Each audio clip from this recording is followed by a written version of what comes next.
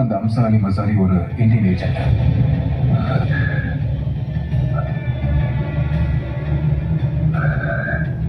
Okay, நீங்க பார்த்த இந்த வீடியோல நோ ரூம் அப்படின்ற இந்த விஷயம் வந்துச்சு. ஸோ அதை நாங்கள் தனியாக ஹைலைட் பண்ணியிருக்கோம்.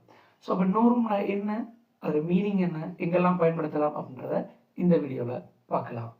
ரூம் அப்படின்றது வெறுமனே நாங்கள் வீட்டில் இருக்கிற ரூம் அப்படின்ற மட்டும் மீனிங் இல்லை. அதுக்கு நிறைய மீனிங் இருக்குது. ஒன்று அவைலபிலிட்டி இருக்குது, ஸ்பேஸ் இருக்குது, இப்படி நிறைய மீனிங் இருக்குது.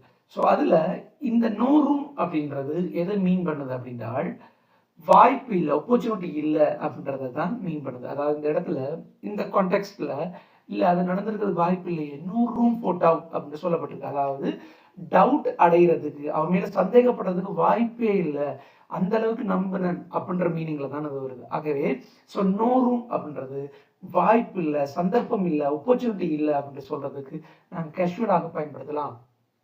Examples: there is no room to get the pass in the exam. எக்ஸாம்ல பாஸ் பண்றதுக்கு வாய்ப்பே இல்லை. No room for doubt, doubt பண்றதுக்கு, அவன் மேல சந்தேகப்படுறதுக்கு வாய்ப்பே இல்லை. No room for the rain today, இன்னைக்கு மழை பெய்யறதுக்கு வாய்ப்பே இல்லை, சந்தர்ப்பமே இல்லை. Just remember this small changes with SK make you better in English. Thank you.